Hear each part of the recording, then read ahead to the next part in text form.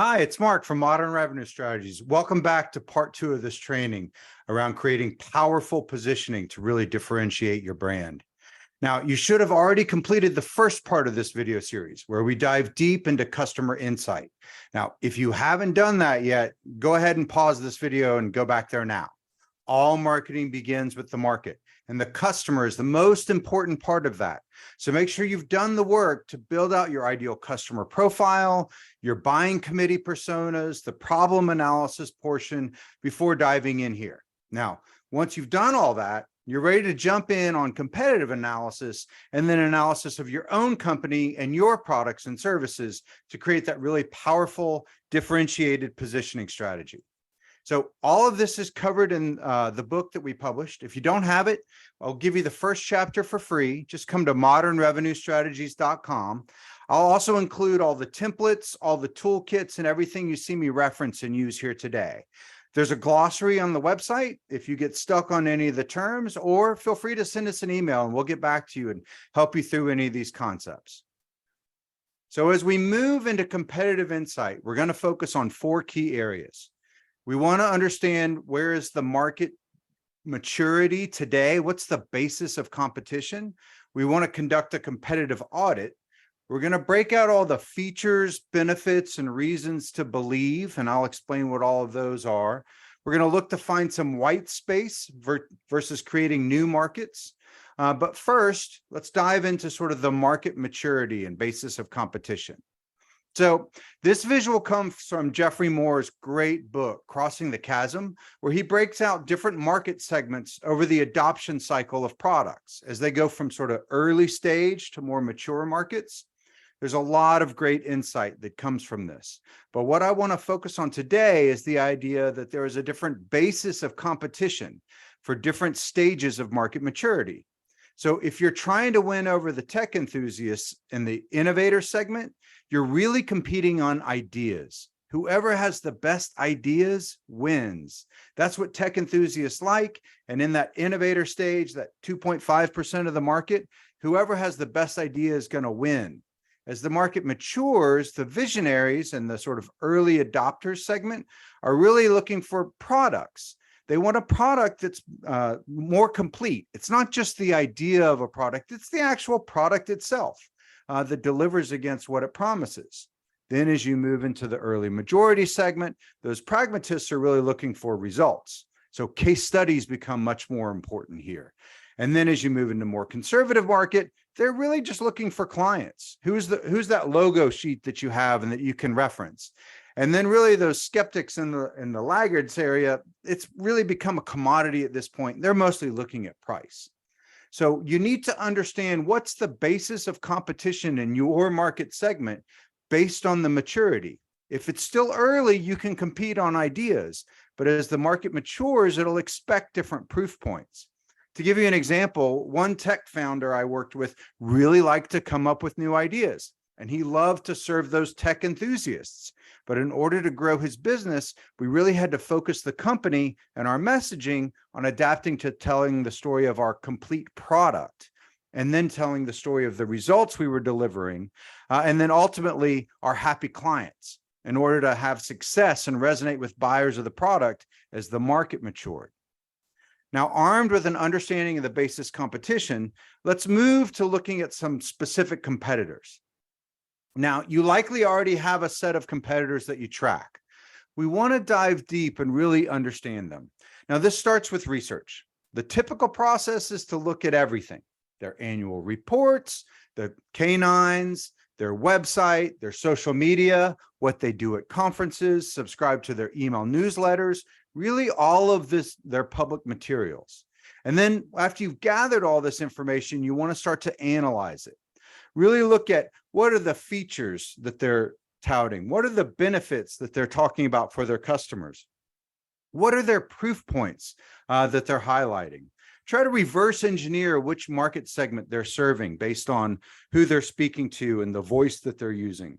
Try to reverse engineer what they think their product and buying vision are. What's the long-term view that they have for the marketplace. And then try to reverse engineer all of those features, benefits, and proof points that they're putting out into the marketplace to try to differentiate themselves and win customers. Now, you want to build this out for at least 3 to 5, maybe 10 of the best competitors in the space, but really make sure that you're focusing on the right competitors. Don't limit yourself to just the top brands, providers. Try to really narrow in on the companies that are close to you, trying to serve the same ideal customer profile. For example, if you have an innovative customer relationship tool that's specifically designed for contractors, don't just look at Salesforce. Look at the CRMs that are trying to serve the same niche, and be aware of other competing substitutes like email platforms that also have CRM capabilities that are serving that same niche. Now, once you've done this for a few competitors, you'll start to see some themes arise. Basically, everyone will be focusing on a few key attributes that they obviously believe the market really cares about. Let's make note of that.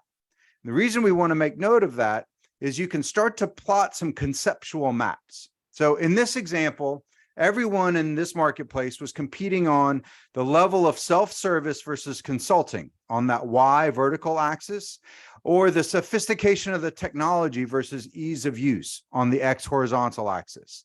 Basically, we identified those two attributes as the primary ones that people were talking about when we did that competitive analysis. Now, once you've built this out, you want to plot each of your competitors and your own brand. So plot your competitors on their using more advanced technologies, and they're more on that self-service side, or these other competitors are, again, using more advanced technologies, but focused on high-touch consulting services. And then this largest competitor is really on that high-touch consulting services space, but has a little easier to use, more streamlined technology. That's what we're trying to really understand. And then we want to plot ourselves within the space. Now, what we're looking for here is to try to identify some white space that might indicate an opportunity to move our brand where there's less competition. And we're going to talk about this a little more later.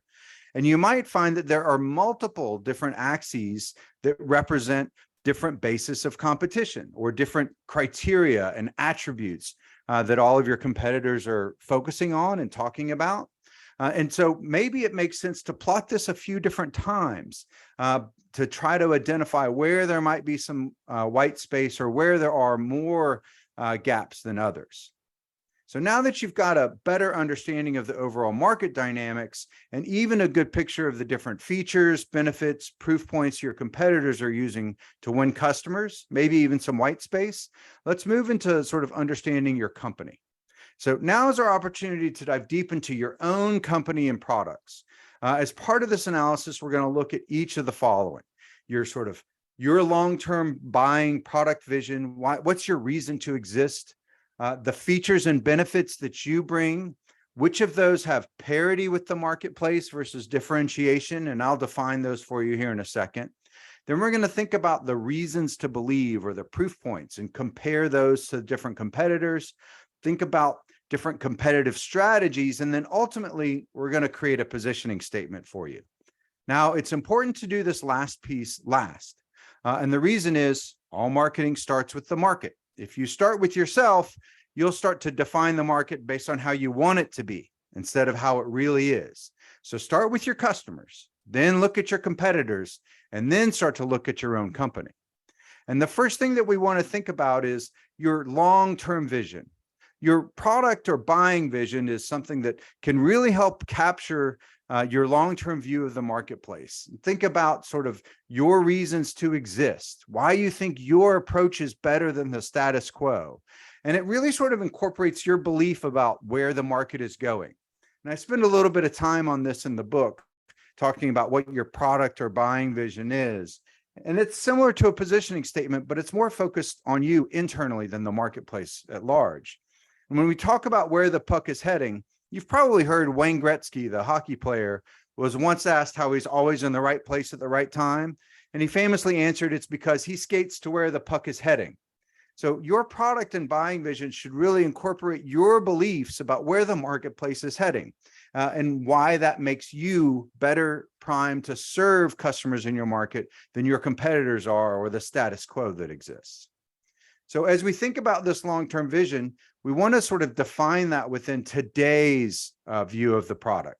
So think very tactically about where your product is today, not just where you want it to go.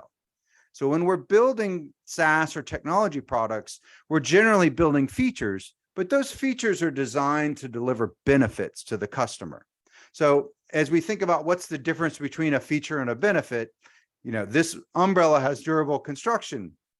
It's got waterproof fabric. It's got sustainable materials. Those are features of the umbrella itself, but the real benefits that the customer gets are protection from the sun, protection from the rain.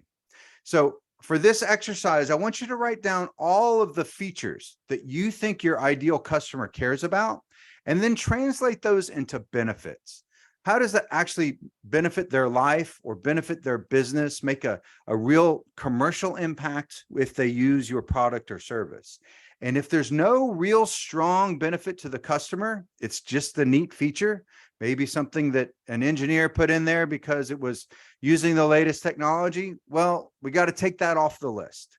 Now, go back and do that for each of your competitors that you researched as part of your competitive audit, so that we have this list of all of the features and all of the benefits that matter to your customers, and start thinking about which ones are more important and which ones are less important in the customers based on your belief about where the market is, because that's going to tease up as we start to move forward. So we've got this list of benefits and we know which ones our customers care the most about. Most likely, a lot of them our competitors provide as part of their solution as well. So that's that overlap of things our customers care about, things we do, things our competitors do. And that's what's known as points of parity. It's where you're sort of matched with the marketplace. And oftentimes that's sort of considered table stakes. Now let's think about which of those benefits that you deliver that are really different to you and unique to you. That's your points of differentiation. And these will be really important for us as we think through this later. Now, it's also important to be honest and think about, well, what are our customers' points of differentiation? What are things that they deliver that customers care about that are, unique to them and that we really can't compete against? And then as we think about this, parity is really table stakes. You kind of can't be considered without it. It's the things that everyone has because it's so important to the marketplace that if you don't have it, you're kind of not really a competitive offering. Differentiation is why you win. And it's often said that you can only win based on your differentiation. And so if your marketing materials are only talking about points of parity, well, you're really just selling your prospects on why they should buy something in the marketplace, why they should buy a solution like yours, but that's also like your competitors. It's your differentiation that is how you win. And if your differentiation is better than their differentiation, well, that's when you have a winning proposition. You can also uncover more unmet needs and meet them, and that helps you build differentiation within your marketplace. So we've got this list of the benefits. We know which ones are parity with the marketplace, which ones are differentiated to you versus differentiated for competitors. Now we want to think about the proof points and reasons to believe. So we think about everything here. There's a lot of different proof points. Some are quantitative that are a little more logical in nature. Some are qualitative that are a little more emotional in nature. And for your marketplace, some will be stronger and some will be weaker. And you really need to think through which ones are important and meaningful to your ideal customer and the personas of those decision makers. Which ones are more persuasive to them? These may not be the same ones that you know to be more persuasive, but if it's persuasive to the marketplace, that's what matters. And an example that I use here is in some marketplaces, you can buy a review or an award simply by paying to be included in a list that a particular publication puts out. Now, you know that all you have to do is buy your way in there to get that. And so you don't consider that to be a very strong proof point, but maybe your customers don't know that. And so it can be a very strong proof point to them. Think about it through the lens of your customer, which is why it's so important to do that persona prior to doing this analysis of your competitors and yourself. So now you've got a good understanding of how you and your competitors stack up against each other on the features and benefits your customers care the most about, and which of you have stronger proof points for each of these. Now we need to think about how we're going to really compete and sort of make war in the marketplace. So let's relook at the market landscape. Is there any white space? So do you own points of differentiation that matter to your customers? Can you shift the evaluation criteria to focus on other areas where you can excel by redefining the market? So what do we mean by redefining the market? Well, maybe we can have new criteria that maybe isn't as important in the mind of the customer today, and we can reshape the market to reframe that, well, on this new set of criteria, there is some white space that we can really own. In the classic book, Positioning, Al Ries and Jack Trout say, the number one rule of positioning is to be number one. Unfortunately, that's pretty tough for most of us. So if you can't find some white space, even by redefining the market, most likely you'll need to come up with some head-to-head strategies. So what are some of those head-to-head strategies you can use to be competitive? Well, as you try to create some distance between yourself and your competitors, think about differentiation. So you can talk about unique features that you have that no one else has. In fact, that's a way of redefining the marketplace of these features are things that matter more than others because they deliver a specific benefit.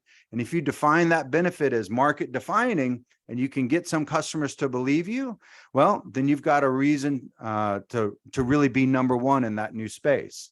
You can also redefine it because you're missing a shortcoming that all of your competitors have. Maybe everyone else is really slow to deliver, and that's considered to be just sort of one of the shortcomings of solutions like yours, but you can deliver without that time lag. Well, that becomes a missing shortfall you can differentiate on. Perhaps you have some add-ons that you have that no one else has, the ability to integrate with other software, which sort of aligns with partnerships. Maybe you have some unique partnerships in the marketplace that you can speak to. You can also talk about better value, but this is a little bit dangerous because it starts to get into competing based on pricing. You never want to compete based on price because then it's really a race towards the bottom. If you can connect it to value recognition, it can be strong, but pricing is really a slippery slope to compete on. And then the final one is be better. And I list that last because, well, kind of obvious, and also because it's really hard to prove better.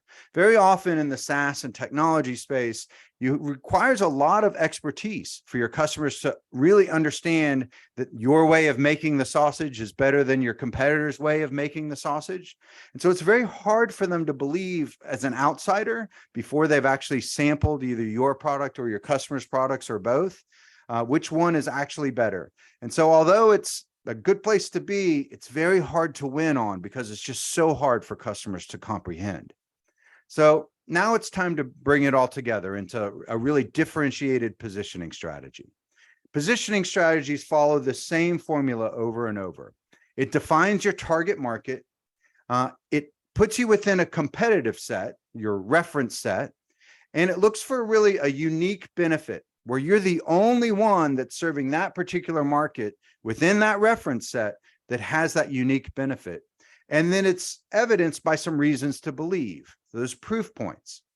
And so if we think through your target market, you want to use that ideal customer profile that we did in that first training and those buyer personas to define that target market as precisely as possible. The smaller you make your niche, the better you can be a big fish in a small pond. As you think about defining that target market in a way where you can be the best provider in a particular geographic area or the overlap of a geographic area and a particular need or a particular target market and niche. As you think about that reference set, frame it in a way that's authentic to your customer. So when they think about solutions in the category, they think of these same people, but also in a way that creates opportunity. If you can define your competitive set to the marketplace and in the mind of your customer in a place where you can really win and differentiate, that's a good way to win. And then think through those unique benefits, those strongest points of differentiation based on your target, the ones they care the most about, that are the most unique to you and that have the strongest proof points, the things that your market really cares about that'll really make it strong and tangible for them. Now, this isn't easy, but it's not impossible. You can do this, and it's worth the exercise, because when you have powerful differentiated positioning strategy, you become the only one selling water in the desert, and that's really powerful. Now, to give you a couple of inspiration and some ways of thinking about this, I pulled together some strong positioning statements from a few brands you probably know. I'd suggest pausing the video here. Take some time to read through these and think about how you can apply this to your business as a way of really developing your North Star, your differentiated positioning strategy that you'll use throughout your marketing. And that's really it. Once you go through all of these things, you'll have that opportunity to be selling water in the desert and the only one selling water in the desert. In these 2 trainings, we've walked through everything you need for this sort of powerful positioning statement. And this is what the best branding agencies in the world do. And now you can too. It starts with customer insights, building out that ideal customer profile, the buying committee personas, the problem analysis, understanding the sort of philosophical, internal, external, toward versus away from, your competitor insights, the basis of competition, competitive audit, white space analysis, and then your company insights, your product and buying vision, your benefits and proof versus competitors, and then ultimately your positioning strategy. Now, we lead workshops where we help clients accomplish this in the space of an afternoon. And so if you'd like help with accomplishing some of these things, we'd really be happy to help. And you'll find that once you install this throughout your overall marketing strategy and all of the touch points that you have with your customers, it creates really powerful positioning. We have a later training that'll show you how once you install this positioning throughout these touches, it really becomes a revenue flywheel. When you do that, you don't need to spend more on advertising because your messaging is so much more powerful. It can give you 10 times the result with 10 times less budget. It magnetically attracts the right customers. That authenticity and consistency builds trust, and that accelerates deals through the pipeline. And then those stories of transformation really activate the marketplace. And if you need help with any of this, we'd be happy to. We work with SaaS technology and B2B services firms, typically in the $2 million to $20 million range, to build attraction systems for attracting the right prospects, acceleration systems for accelerating your sales pipeline, and activation systems for activating clients for renewals, upsells, referrals, and testimonials. And as part of the process, we'll sort of lead you through diagnosing any gaps you have, prescribing processes and best practices, and then really owning success and helping you execute with accountability. So really hope you've enjoyed this. Would love to hear your feedback. Please don't hesitate to reach out, and we'll look forward to seeing you next time.